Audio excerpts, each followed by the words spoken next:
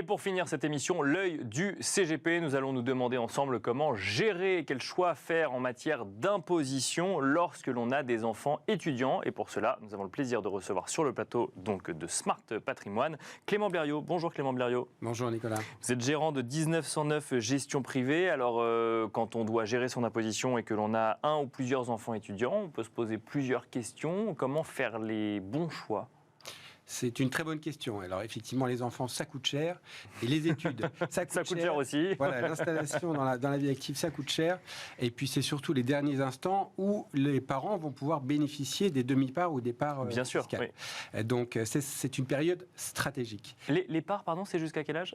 C'est jusqu'à 21 ans si l'enfant ne fait pas d'études. D'accord. Et 25 ans si l'enfant poursuit ses études. D'accord, donc le choix est d'autant plus stratégique. Voilà, exactement. Donc en fait, il y a deux options possibles. Soit on conserve l'enfant dans le foyer fiscal des parents, soit on le détache en lui versant une pension alimentaire. D'accord. D'accord ?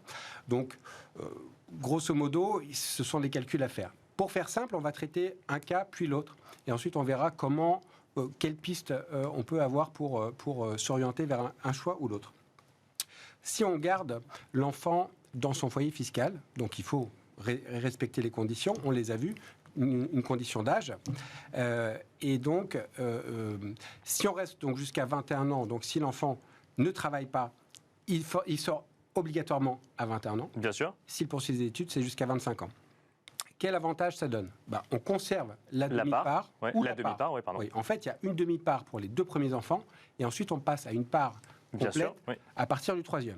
Voilà. Donc il faut vraiment étudier la situation de la famille pour voir de quel enfant on parle. D'accord ? Ensuite, on bénéficie du forfait des frais de scolarité. On n'en parle pas beaucoup parce que c'est pas un gain énorme, mais c'est quand même un gain. En fonction des études, si l'enfant est au collège, au lycée ou en études supérieures, il y a un petit bonus fiscal qui permet de payer moins d'impôts. On parle de entre 60 et 180 euros selon la situation de l'enfant.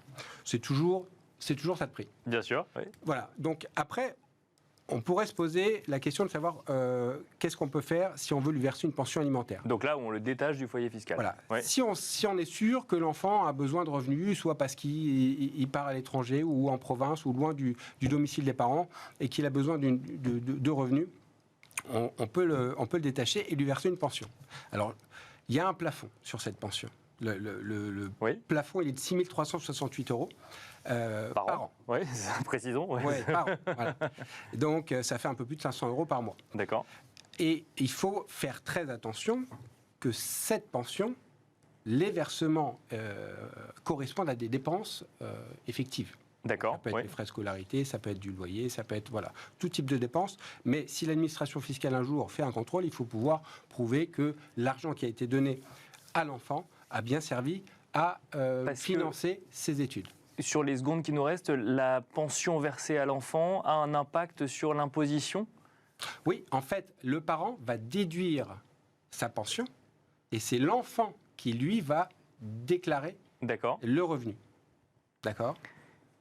Et il y a une solution qui fonctionne dans tous les cas ou c'est vraiment au cas par cas qu'on va sélectionner ? C'est vraiment au cas par cas. Ce qu'on peut dire pour dégrossir les choses, quand on a de gros revenus, en général, on va préférer la pension déductible. Pourquoi ? Parce qu'on est sur un revenu avec un barème progressif. Donc, sur les tranches à 30, 41 ou 45%, ça va être plus intéressant de déduire cette pension plutôt que de bénéficier de la demi-part ou de la part. Je n'ai pas donné le montant, mais en fait, le plafond, parce qu'il y a un plafond aussi quand l'enfant est attaché, il est de 1 678 euros par demi-part. Donc il faut faire attention, si c'est le premier enfant, le deuxième, le troisième ou le quatrième, il va falloir faire des calculs selon si on le rattache ou si on le détache. C'est assez simple. Là, on parle beaucoup de chiffres, mais en fait, il suffit de poser le problème, de voir de combien l'enfant a besoin, et ensuite on fait le calcul dans le premier cas ou le second.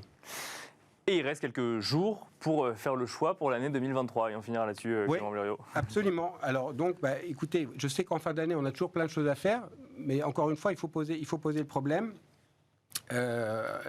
sur une feuille blanche. Et puis ensuite, voilà, il y a des simulateurs qui existent en ligne. Et sinon, vous nous contactez de la part de Bismart et on sera très heureux de vous accompagner. De pouvoir vous renseigner. Merci beaucoup Clément Blériot, gérant de 1909 Gestion Privée. Merci beaucoup. Merci à vous de nous avoir suivis. On se retrouve très vite sur Bismart. Ouais, c'est passé très